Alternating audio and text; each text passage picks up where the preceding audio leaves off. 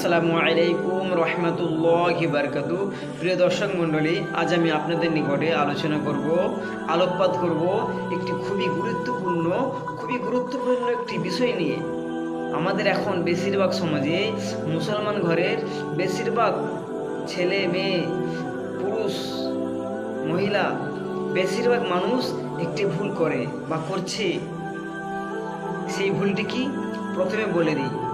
ভুলটি হচ্ছে, তারা কসম খায়, শপথ করে ব্যক্তির নামে, যেমন পিতা মাতার উপরে শপথ করে কসম খায়। এরূপ কি চলবে?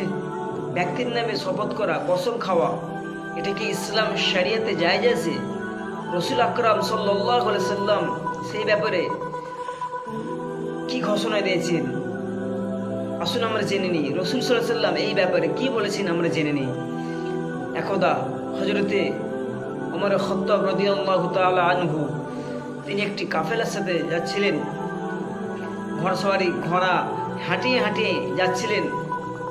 তিনি হযরত ওমর ফারুক রাদিয়াল্লাহু তাআলা আনহু, তিনি তাঁর পিতার নামে কসম খেয়েছিলেন, শপথ করছিলেন। তো সেই সময় রাসূল আকরাম সাল্লাল্লাহু আলাইহি সাল্লাম হযরত ওমর ফারুক রাদিয়াল্লাহু তাআলা আনহুর এই শপথটি শুনতে পেলেন। বললেন, ওমর, তুমি কোনো ব্যক্তির নামে শপথ করবে না, কোনো ব্যক্তির নামে কসম খাবে না। এই যে তুমি পিতার নামে কসম খাচ্ছ, শপথ করছো, এটা করবে না। মূলত এটা রাসূল সাল্লাল্লাহু আলাইহি সাল্লাম ওমর ফারুককে বললেন, মানে সারা দুনিয়ার মানুষকে বললেন, সারা উম্মতিকে বললেন রাসূল সাল্লাল্লাহু আলাইহি সাল্লাম। তো সেই সময় রাসূল আরও বললেন, ওমর, যদি কসম খেতে হয়, শপথ করতে হয়, একমাত্র আল্লাহর নামে করো, আর যদি না করতে চাও তাহলে চুপ থাকো। বুখারী শরীফ হাদিস নম্বর 6646। এখন কথা হচ্ছে, ওমর ফারুক রাদিয়াল্লাহু তাআলা আনহু ভুল করেছিলেন, যে ভুল করে তার গুনাহ হয়, নাউযুবিল্লাহ। সাহাবীরা বেগুনাহ, মাসুম, নির্দোষ, তাদের কোনো দোষ নেই। ওমর ফারুক রাদিয়াল্লাহু তাআলা আনহু একজন জান্নাতের সার্টিফিকেট পাওয়া মানুষ, ইসলামের দ্বিতীয় খলিফা। এখানে বুঝতে হবে, এখানে আকীদাগত একটা ব্যাপার আছে।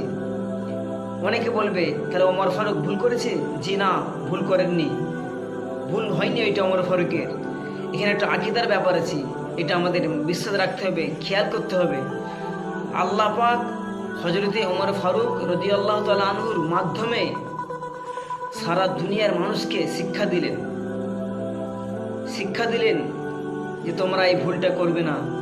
সেটা রাসূল সাল্লাল্লাহু আলাইহি সাল্লাম উম্মতে মুহাম্মাদিকে একটা মেসেজ দিলেন, সতর্ক বার্তা দিলেন একটা। এটা বুঝতে হবে, কোনো সাহাবীদের কোনো ভুল নেই, কোনো গুনাহ নেই। ওমা তাওফিকা ইল্লা বিল্লাহ। আল্লাহ আমাদের সকলকে তৌফিক দান করুক।